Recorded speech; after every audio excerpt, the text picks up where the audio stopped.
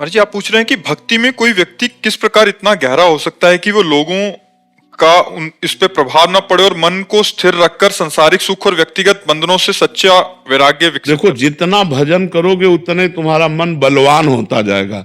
निर्मल और बलवान मन मान अपमान सुख दुख लाभ हानि सबको सह जाता है। मलिन और कमजोर मन भोगों में जाता है। इतना मलिन कमजोर हो जाता है कि एक आदमी तंबाकू भी नहीं छोड़ सकता। अगर वो तंबाकू खाता है, उसे को छोड़ने के बाद तो उसे डर लगता है। गलत आदतें नहीं छोड़ सकता, ये कमजोर मन की बात है। और जब बलवान मन हो जाता है तो पूरे विश्व का त्याग कर सकता है, वो सर्वस्व का त्याग कर सकता है। इसलिए नाम जप करो। नाम जप करने से मन पवित्र और बलवान होता है। जितना नाम जप करोगे उतने तुम्हारा मन पवित्र और बलवान होता चला जाएगा। इसमें पैसा नहीं खर्चा होता। उठते बैठते चलते फिरते राधा राधा राधा राधा राधा आप करके देख लो, बहुत आनंद का अनुभव होगा। जितना आनंद मन में आएगा उतनी गंदी बातें छूटती चली जाएंगी, और जितना मन सूखा रहेगा उतने वो बाहर आनंद की खोज करेगा। और बाहर आनंद है नहीं तो भागा घूमेगा इस व्यक्ति से उस व्यक्ति, इस स्थान से उस स्थान, इस वस्तु से उस वस्तु, और उसे सुख कभी मिलेगा नहीं। सुख अंदर है, बाहर नहीं है। हमारी बात मान लो, जब आप अंदर में घुसोगे तो सुख ही सुख है, पर अंतर्मुख होना आता नहीं। हम लोग बहिर्मुख हो चुके हैं। इसलिए नाम जप करो, नाम से सब ठीक हो जाएगा। महाराज जी मैं एक कॉलेज स्टूडेंट हूँ और अपने आखिरी पड़ाव में होने के कारण मेरा पूरा समय पैसे कमाने अथवा नौकरी आदि के बारे में सोचता रहता है। इस मन को सांसारिक धन, क्या सोचने मात्र से धन मिल जाएगा? उसके लिए कर्तव्य करना होगा। कर्तव्य हमें सही मिले जिससे धन कमा सके, इसमें भगवान की कृपा की आवश्यकता होगी। इसलिए नाम जप करो, भगवान से प्रार्थना करो।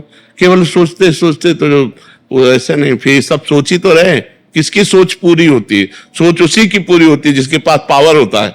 पावर कौन? आध्यात्मिक पावर, भागवतिक पावर, भगवान का पावर।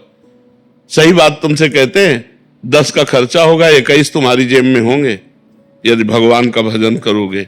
इष्टा में कि 10 खर्चा करो और 11 में संतुष्ट रहो। ऐसे भगवान है कृपालु। अगर उनकी शरण लोगे तो सोच ही खत्म हो जाएगी और आनंदित हो जाओगे। न सोचते न कांक्षते। और ऐसे सोचते रहोगे तो डिप्रेशन में पहुंच जाता है आदमी। सोचा ही तो है, थोड़ा निगेटिव सोच आ गई तो डिप्रेशन में पहुंच जाता है। अभी पॉजिटिव है तो कंट्रोल में है। ज्यादा ओवर थिंकिंग जीवन को नष्ट करने वाली होती है। बार बार विचित्र प्रकार की सोचों में फंसता चला जाए आदमी तो वो बहुत कमजोर हो जाता है। इसलिए इस सोच को नाम में लगाओ और खूब पढ़ाई पढ़ो और नौकरी आदि के लिए प्रयासरत रहो। भगवान की प्रार्थना करो कि कोई ऐसा अवसर दे, कोई ऐसी जगह लगा दे जिससे अर्थ की प्राप्ति हो, तो बढ़िया बात बन जाएगी। महाराज जी प्रश्न ये था कि मतलब जो सांसारिक अर्थ कमाने की वो रहती है मन में, उसको भागवतिक नाम जप रूपी अर्थ कमाने में कैसे लगा? जबरदस्ती लगाना पड़ेगा बच्चा। अगर हम जवान से जपेंगे तो धीरे धीरे मन भी पकड़ लेगा। अगर हम मन से जपना चाहेंगे तो नहीं जप पाएंगे। आज हमारा मन मलिन है, आज हमारा मन बहिर्मुख है, हमें जबरदस्ती प्रयास करना पड़ेगा। काउंटर रखो, रखते हो काउंटर? बैग में रखा है अंदर। काउंटर बैग वाली चीज है, वो तो जेब में अंगुली वाली चीज है। ऐसे रखा, वो तो अंगुली में रखा जाता है। अगर 5 मिनट टाइम मिला तो हम 10 बार राधा राधा बोलेंगे, 20 बार राधा राधा बोलेंगे, ऐसे कमाना आ जाता है। ओवर टाइम मिला तो हम बात कर रहे हैं, खाली समय राधा राधा, फिर बात कर रहे हैं, फिर राधा राधा। वो बहुत बढ़िया काउंटर से नाम जप होता है। माला में तो थोड़ा लंबा दिखने में भी आता है, काउंटर में तो और मतलब गुप्त रहता है कि मान लो आपको शर्म लगे या ऐसा गुप्त करना चाहो तो काउंटर में अंगूठी की तरह पहने और चल रहा है नाम। तो नाम जप में रुचि करो। महाराज जी ऐसे लगता है जैसे मतलब कॉलेज में पहन के चले जाते हैं ना, तो वैसे तो ऐसे रहता है छुपा हुआ ही, लेकिन ऐसे लगता है कोई देखेगा तो ऐसा तो यही कहेगा कि भगवान का बहुत बड़ा भगत है। ये ऐसा तो नहीं कहेगा कि चोर है, यही तो कहेगा बड़े भगत बनते हो यार, बहुत काउंटर से जपते हो, तो भगत ही तो कहेगा, बुरा तो नहीं कहेगा। देखो, आप अपने कॉलेज में रहते हो, आप हमें बताओ कितने ऐसे बच्चे हैं जो काउंटर से नाम जप करते हैं? कहाँ है? पर ये बहुत अच्छे बच्चे हैं जो नाम जप करके जो भगवत मार्ग में चलना चाहते हैं। अपने को बचाओ बच्चा, ये गंदी बातों से ठीक नहीं, घर बिगड़ जाते हैं, परिवार नष्ट हो जाते हैं।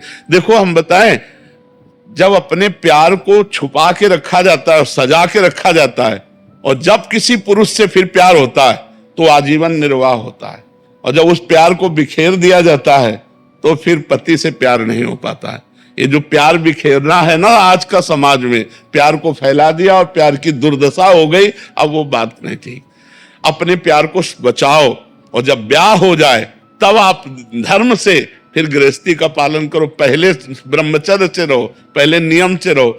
अच्छा, कोई भी उन्नति प्राप्त करने के लिए इसकी जरूरत है, चाहे लौकिक उन्नति हो चाहे आध्यात्मिक उन्नति हो। यदि आपका चरित्र भ्रष्ट है तो आप किसी लायक नहीं हो। हमारी बात को समझो कि ऐसे पुरुषों को भी चाहिए कि अर्धांगिनी का मतलब होता है हमारा हृदय।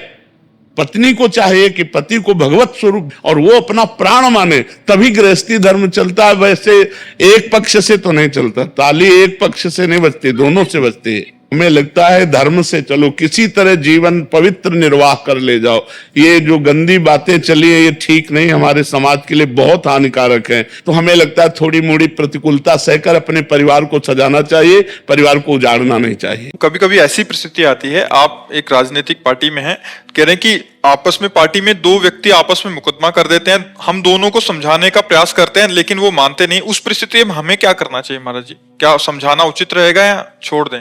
कोई सोई जो राम रचि राखा, को करी तर्क बढ़ावे साखा, अस कही जपन लगे हरि नामा।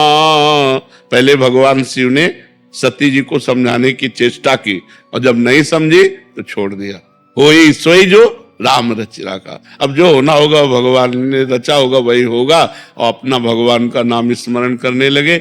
अपना उद्देश्य एक बार समझाना बनता है, एक बार हम समझाते हैं और जब नहीं समझता तो उसे भगवान के ऊपर छोड़ देते हैं। उस मामले को भगवान सुलझा देंगे अपने आप। उस परिस्थिति में ऐसी स्थिति बन जाती है कि वो बर्बाद भी होते हैं, हाँ और बिल्कुल, अपने भी खास होते हैं। बिल्कुल। तो दुख अपने को दोनों की तरफ से होता है। सती जी जब भगवान शंकर के समझाने पर नहीं मानी और जाके सीता का वेश रख लिया, भगवान ने जब ध्यान में देखा, भगवान से भी आके झूठ बोल गए। जब भगवान ने ध्यान में देखा तो सती जी का त्याग कर दिया। त्याग होने के बाद यज्ञशाला में गई और भस्म हो गई। तो अगर ठीक समझाने वाले की बात ना समझी जाएगी तो बर्बाद तो होना ही पड़ेगा, नष्ट होना ही पड़ेगा। अब आपको धैर्यपूर्वक भगवान का नाम जप करते हुए ये देखना पड़ेगा, क्योंकि समाज बिना शास्त्र और संतों के सुधर नहीं सकती। आपस का राग द्वेष आप एक बढ़ रहा है तो दूसरा ईर्ष्या कर रहा है, जरा जरा सी बात में लड़ाई झगड़ा हो रहा है। हम संतोष, धैर्यवान, गंभीर तभी बनेंगे जब शास्त्र स्वाध्याय करें, भगवान की आराधना करें, नाम जप करें। अब कहां शंकर जी के मंदिर गांव गांव बने हैं, लेकिन गांव के कितने लोग पानी चढ़ाने जाते हैं हमें ये बताओ। मंदिर बने हैं, बड़े बड़े मंदिर बने, लेकिन एक लोटा केवल स्नान करके चले जाओ और जल चढ़ाया तो तुम्हारी बुद्धि शुद्ध हो जाए, थोड़ी आराधना तो कर लो। लेकिन नहीं, अब तो चलने लगा है बेड टी। भाई पहले लोग पानी भी नहीं पीते थे, सूर्य को अर्घ देकर शंकर जी की आराधना, माता पिता की आराधना। 8-9 बजे तक सोना है तो शंकर जी को कौन जल चढ़ाने जाए, कौन आराधना करे? तो भाई इसीलिए बुद्धि शुद्ध कैसे रहेगी, बुद्धि कैसे शुद्ध रहेगी? और जब आप आराधना नहीं करेंगे तो निश्चित नशा करेंगे, ये पक्की बात है। अगर भगवत आराधना नहीं करेंगे तो किसी न किसी व्यसन के अधीन हो जाएंगे, और व्यसन जिसके जीवन में तो बर्बादी तो है ही है। कोई ऐसा बिरला ही होगा जो इन नशों से बच करके हमारी समाज सेवा करना चाहे। कोई बिरला ही ऐसा होगा जो इन व्यसनों को ना करे, पराई माता बहनों की तरफ गंदी दृष्टि न रखे और फिर समाज सेवा करे। मर्जी, अगर हम सारे अच्छे कर्म करते हैं परंतु भगवान में विश्वास नहीं रखते तो क्या ये गलत है? क्या हमें इसका पाप लगेगा? नहीं, पाप तो नहीं लगेगा, लेकिन आपको अच्छे कर्म का पुण्य मिलेगा, कल्याण नहीं होगा। दो ही कर्म होते हैं, बुरे कर्म पाप, अच्छे कर्म पुण्य। पुण्य का फल चंद सुख माइक, लेकिन भगवान पर विश्वास करते हैं और भजन करते हैं तो भगवान अविनाशी हैं, उनका भजन अविनाशी है। आपको अखंड प्रसन्नता, अखंड सुख की प्राप्ति होगी। बिना भगवान के विश्वास और भजन के तो जीवन मृत जीवन है। जिन हरि भगत हृदय नहीं आनी, जीवित सौ समान ते प्राणी। गोस्वामी तुलसीदास जी कहते, जिनके हृदय में भगवान की भक्ति नहीं, भजन नहीं, वो जीते जी मुर्दे के समान टहल रहे हैं। क्योंकि क्या है, कितना भी कमा लो, कितना भी खा लो, कितना भी भोग लो, मरोगे तो तुम्हारे साथ कुछ जाने वाला नहीं, और राम कृष्ण हरि जपा नहीं तो जीवन व्यर्थ ही तो गया ना। जो मरने के बाद हमें मिलने वाला है वो भगवान के भजन के बल से मिलता है, नहीं तो वही नरक वही स्वर्ग बार बार भोग कर फिर कीड़ा मकोड़ा कौन सी योनि में जाएं। इसलिए जीवन की सफलता भगवान पर विश्वास करके उनका भजन करना है। महाराज जी, अमेरिका से राधा रानी की कृपा से मुझे और मेरे परिवार को बहुत आरामदेह जीवन दिया है श्री जी ने। लेकिन मंदिर में जाता हूँ भगवान के दर्शन के लिए तो मन में लालच ही लालच आता है कि भगवान मुझे और माया, महाराज जी कह रहे हैं कि मतलब और लालच आता है कि और मिले। और कोई बात नहीं, कोई बात नहीं, भगवान से ही तो मांग रहे हैं ना, वो लक्ष्मीपति है। कोई बात नहीं, आप मांगिए और नाम जप कीजिए और अच्छे आचरण से चलिए, वो देंगे। वो अगाध संपन्न है, जैसे समुद्र है ना अथाह है, ऐसे भगवान के पास अगाध संपन्नता है, श्री संपन्न है, लक्ष्मीपति है। वो चाहे जितना दे दे सब छोटा थोड़ा ही होता है। तो आप मांगो, हम मांगने के निषेध नहीं करते, पर खूब भजन करो, अच्छे आचरण करो, पवित्र आचरण करो, कोई नशा न करो, भगवान से मांगो, जरूर देंगे। वो मालिक है, वो पिता है, मांगना चाहिए। जिसको आवश्यकता हो भगवान से ही मांगे, चोरी हिंसा छल कपट ना करे। तो भगवान ने अपना भक्त ही कहा है, अर्थार्थी भगवान का भक्त होता है। भगवान ने अर्थार्थी, आर्त, जिज्ञासु और ज्ञानी 4 प्रकार के भक्त बनाए, तो अर्थार्थी उसमें भक्त आता है। आप भगवान से मांगो और खूब नाम जप करो।